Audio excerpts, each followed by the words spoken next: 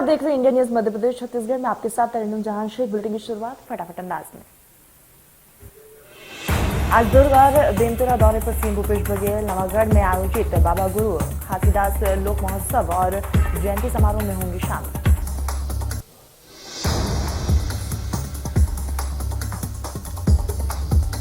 पंचायत चुनाव में आरक्षण और परिसीमन को लेकर बैकफुट पर आई शिवराज सरकार ने अब नया दांव खेला है। सरकार ने कमलनाथ सरकार में हुए परिसीमन को एक बार फिर से वापस लिया।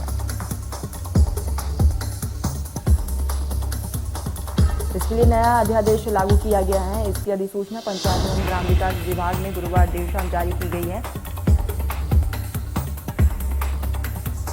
अब जिला पंचायत से लेकर ग्राम पंचायत तक का परिसीमन नए सिरे से किया जाएगा।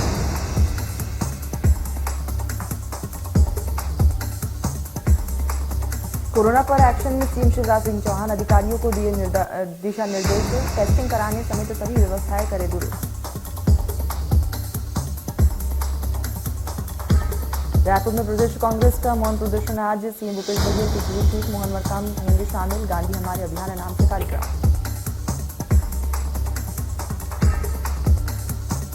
कोरोना संक्रमण के एकदम से बड़े मामलों के बाद छत्तीसगढ़ सरकार हरकत में आई। जांच, कंटेनमेंट जोन और टेस्टिंग के नियमों को सख्त किया जा रहा है। स्वास्थ्य विभाग ने सभी कलेक्टर को नई गाइडलाइंस भेज दी है, जिसमें एक भी पॉजिटिव मरीज होने पर संबंधित पूरे गांव और वार्ड को कंटेनमेंट जोन में तब्दील किया जाएगा। हवाई, रेलवे और सड़क मार्ग से आने वाले सभी यात्रियों की अनिवार्य कोरोना जांच का निर्देश भी दिया गया।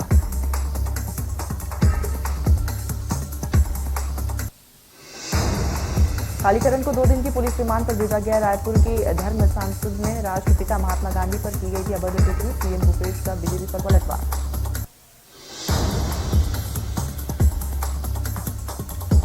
स्वस्थ बालक बालिका स्पर्धा से लेकर मुख्यमंत्री शिवराज सिंह चौहान ने सभी जिलों के कलेक्टर से 1-to-1 चर्चा की।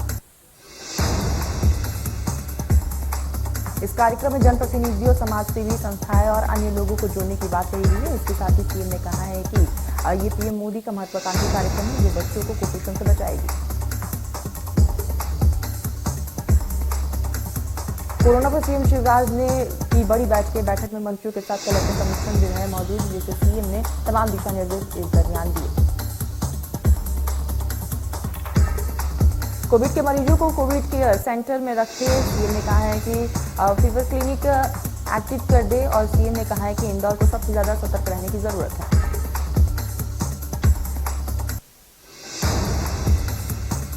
केंद्रीय वित्त मंत्री निर्मला सीतारमण ने बजट से पहले सभी राज्यों के वित्त मंत्रियों की एक बैठक बुलाई थी, जिसमें सीएम भूपेश बघेल भी शामिल हुए।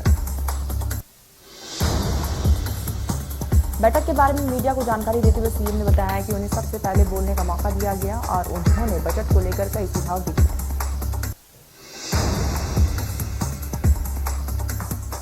कालीचरण की गिरफ्तारी का मुद्दा अब फिर पकड़ता जा रहा है। अब मध्य प्रदेश के गृह मंत्री नरोत्तम मिश्रा ने कालीचरण की गिरफ्तारी के तरीके पर सवाल खड़े किए। नरोत्तम मिश्रा सीएम भूपेश को पलटवार किया और कहा कि कालीचरण की गिरफ्तारी जिस ढांचे में हुई है वो सरासर गलत है।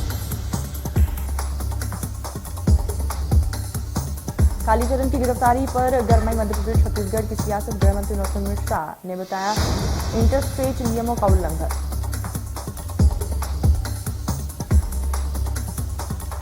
बेतुल में दुर्घटनाओं पर रोक लगाने के लिए पुलिस ने कसी कमर। पुलिस ने ढाबों और होटल संचालकों के साथ बुलाई बैठक। बैठक में ढाबों और होटल संचालकों को सख्त निर्देश दिए गए हैं कि रात को 11 बजे के बाद ढाबों और होटलों में भीड़ नहीं होनी चाहिए। वही सड़कों पर नशा कर हंगामा करने वालों पर सख्त कार्रवाई की जाएगी और पुलिस पेट्रोलिंग पार्टियां एक्टिव रहेंगी।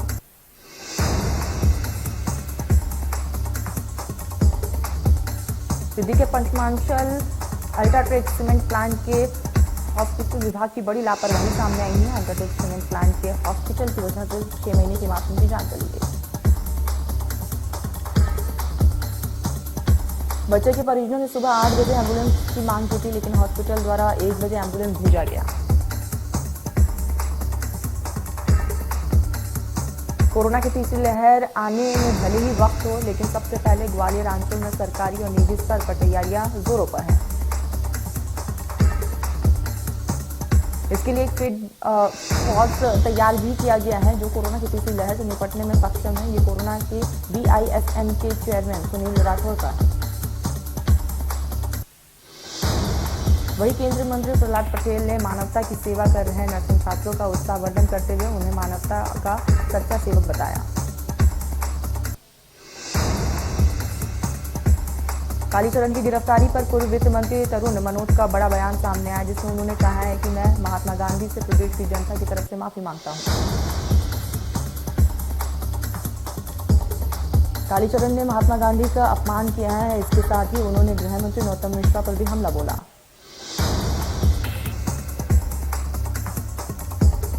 जबलपुर में राष्ट्रीय खो खो प्रतियोगिता में परिवहन मंत्री गोविंद राजपूत पहुंचे, जहां उन्होंने प्रतियोगिता की सराहना भी की है और खिलाड़ियों का उत्साहवर्धन भी किया। प्रतियोगिता का समापन अवसर पर पूर्व मंत्री तरुण भनोट भी शामिल हुए। बता दें कि इस खो खो प्रतियोगिता में देशभर के खिलाड़ियों ने हिस्सा लिया। कोविड टीकाकरण के मामले में इंदौर ने एक बार फिर से बड़ी उपलब्धि हासिल की है। इंदौर में सुबह 11 बजे तक 28,07,863 लोगों को कोविड का सेकेंड डोज लगाया गया। बता दें कि इंदौर में अब तक 31,04,344 लोग वैक्सीन का पहला डोज लगवा चुके। वैक्सीनेशन में भी इंदौर ने नया मुकाम हासिल किया।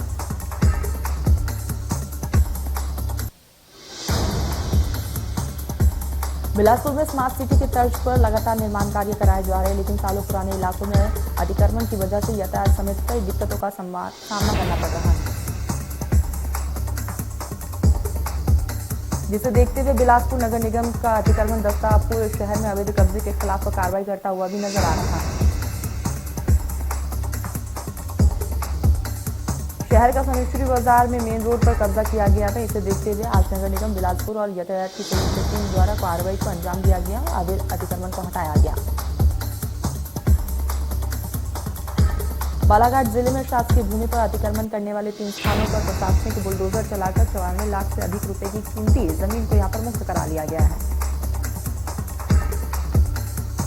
ये पूरी कार्रवाई कलेक्टर डॉक्टर गिरीश मिश्रा के निर्देश में तहसीलदार, SDM और CST और कोतवाली थाना प्रभारी की मौजूदगी में की गई।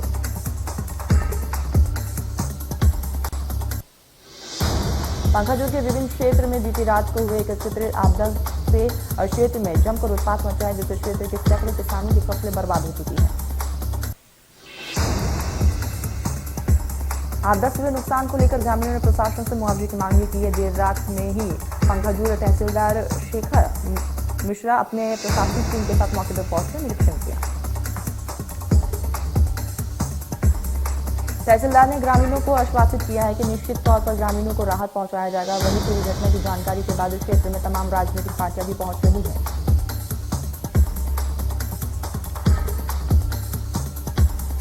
शमशाबाद में कपड़ा व्यापारियों ने GST की दरों की बढ़ोतरी का विरोध करते हुए आंखों पर काली पट्टी बांधकर विरोध प्रदर्शन जाहिर किया। SDM को प्रधानमंत्री नरेंद्र मोदी के नाम ज्ञापन भी सौंपा गया। इतना ही नहीं, कार्यकर्ताओं ने चेतावनी देते हुए कहा है कि अगर मांगे नहीं मानी गई तो आगे भी आंदोलन इसी तरीके से जारी रहेगा।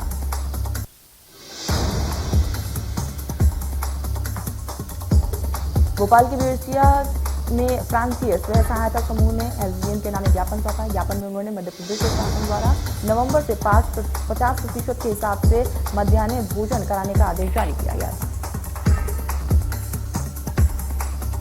लेकिन शासन द्वारा 25 से 30% के मांग से राशि के हिसाब से ही खाद्यान्न सामग्री का भुगतान किया गया।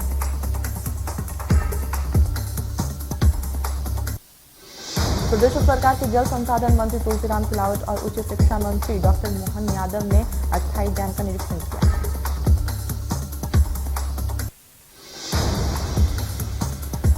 जबलपुर में नए साल में कोरोना प्रोटोकॉल के प्रति जागरूक होने के लिए लोगों को लगातार जागरूक भी किया जा रहा है।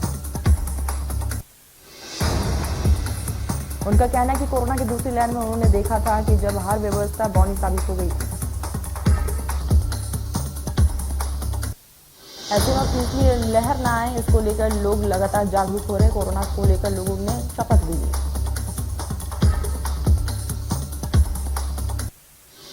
जबलपुर में पंचायत चुनाव निरस्त होने पर मंत्री ओम प्रकाश सकलेचा ने कहा है कि मामले का जल्द हल निकलेगा।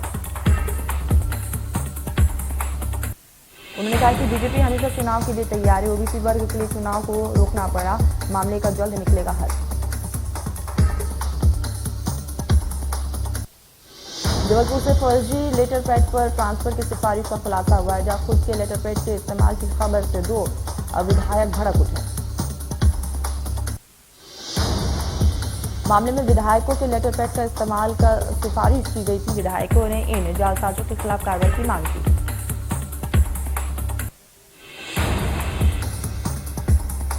बालाघाट के बाद सिवनी पुलिस ने लोन दिलवाने के बाद उपभोक्ताओं से धोखाधड़ी करने वाले बजाज फाइनेंस के एजेंट कपिल प्रजापति को गिरफ्तार किया।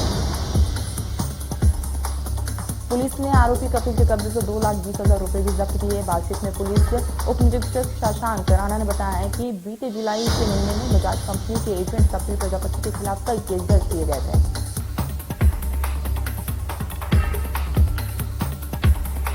इंदौर में कॉटन व्यापारी की पत्नी ने 6वीं मंजिल से कूदकर अपनी जान दे दी। बच्चे न होने की वजह से डिप्रेशन में थी। मंडला जिले में एक बड़ा हादसा उस वक्त टल गया जब एक लोहे के एंगल से लोडेड ट्राला दुकान में जा घुसा। इस दौरान चालक ने अपनी सूझबूझ का परिचय देते हुए 20 से 25 लोगों की जान भी बचाई।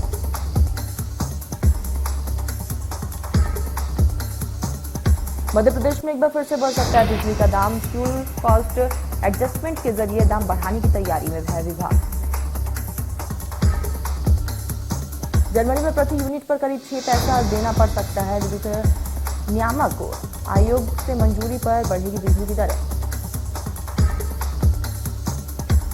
खरगोन जिले में दूध के टैंकर और ट्वेरा वाहन में भिड़ंत हो गई है। इस हादसे में करीब 1 दर्जन से ज्यादा लोग घायल। घायलों में 3 की हालत गंभीर बताई जा रही है। आपको बता दें कि ये घटना गोगवा थाना के घुगरिया घेड़ी का है।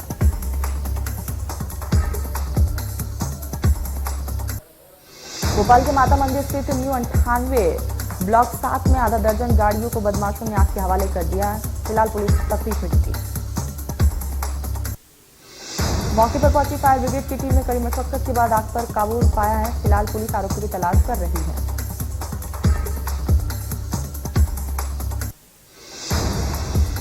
कोरवन परिक्षेत्र में एक तेंदुए का शव देखा गया, जिसकी सूचना राहगीरों ने वन विभाग को दी। सूचने पर पहुंचे वन विभाग की टीम ने तेंदुए का शव बरामद किया है, जिसके मुंह से खून निकल रहा था। बलरामपुर जिले के हरिवन क्षेत्र के भीतर पूरा गांव में हाथियों के हमले से पंडित जनजाति के एक युवक की मौके पर ही मौत हो गई, जिसकी पहचान देवशरण पांडो के रूप में हुई है। आपको बता दें कि इस घटना की सूचना परिक्षेत्रीय विधायक बृहस्पति सिंह मौके पर पहुंचे, जहां उन्होंने मृतक के परिजनों को 10,000 रुपए की सहायता भी दी है। इसके साथ ही विधायक ने बच्चों की पढ़ाई और परिवार की सहायता करने की बात कही।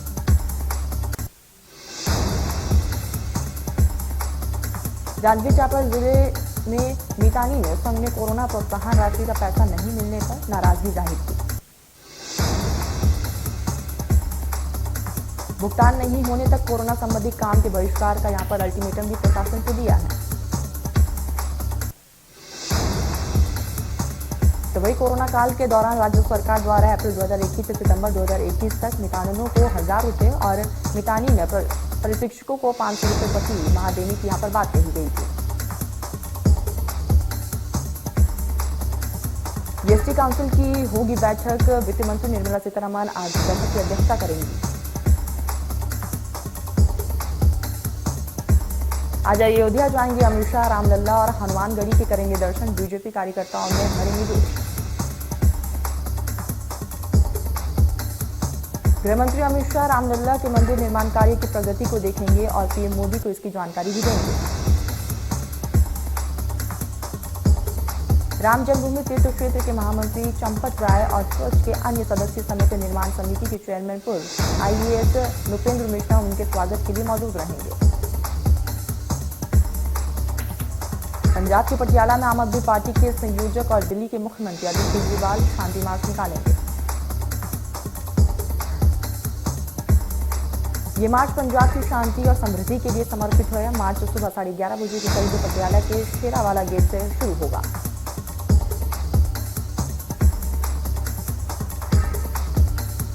कालीचरण के बाद अब जूना अखाड़ा के महामंडलेश्वर यति नरसिंहानंद ने राष्ट्रपिता महात्मा गांधी पर विवादित बयान दिया।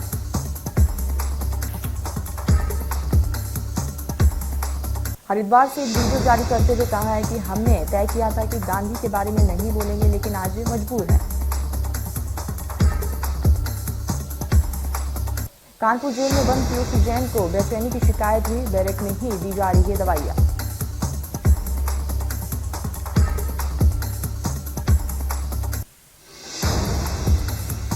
दिल्ली में एमबीबीएस फर्स्ट ईयर की छात्रा ने लगाई फांसी। हॉस्टल में लटकी मिली शव। परीक्षा में फेल होने की वजह से मृतका डिप्रेशन में चल रही थी। पंजाब के 3 दिवसीय दौरे पर मुख्यमंत्री अरविंद केजरीवाल चंडीगढ़ के विक्ट्री मार्च का किया नेतृत्व। चंडीगढ़ निकाय चुनाव में मिली सफलता के बाद निकाले जाने वाले इस विक्ट्री मार्च में आम आदमी पार्टी पंजाब के सभी बड़े नेता और सभी जीते हुए पार्षद भी शामिल। लखनऊ में चुनाव आयोग ने एक अहम प्रेस कॉन्फ्रेंस की। इसमें अगले साल होने वाले विधानसभा चुनाव पर बात की गई। चुनाव आयोग ने बताया कि उत्तर प्रदेश के सभी दलों ने उनसे समय पर चुनाव कराने की मांग की है। अगले साल की शुरुआत में 5 राज्यों में विधानसभा चुनाव होने हैं। चुनाव आयोग की प्रेस कॉन्फ्रेंस में सुशील चंद्र ने कहा है कि सभी राजनीतिक दल समय पर चुनाव चाहते हैं। वहीं कुछ राजनीतिक दल ज्यादा रैलियों के खिलाफ भी हैं। सुशील चंद्रा ने कहा है कि राज्य में मतदाताओं की संख्या 15 करोड़ से ज्यादा है। वहीं यूपी में 52% नए वोटर्स हैं।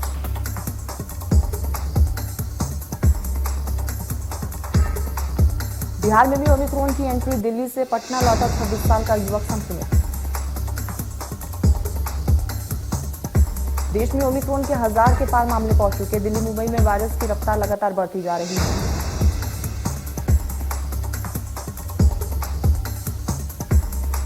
यूपी में कोरोना के 193 मामले सामने आए। इसके साथ ही अब राज्य में कुल सक्रिय मामलों की संख्या 645 के पार। दिल्ली में पिछले 24 घंटे में कोरोना के 1313 केसेस सामने आए हैं। मई के बाद राजधानी में एक दिन में मिली ये सबसे ज्यादा केसेस है। आंध्र प्रदेश में ओमिक्रॉन का एक और नया संक्रमित मिला है। एक 52 साल का मरीज संक्रमित पाया गया।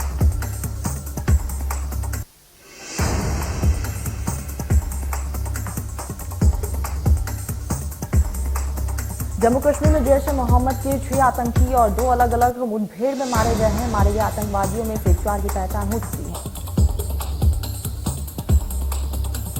6 आतंकियों में 2 पाकिस्तान से थे, जबकि 2 स्थानीय आतंकवादी बताए जा रहे हैं। इसके साथ ही इलाके में सर्च ऑपरेशन जारी है।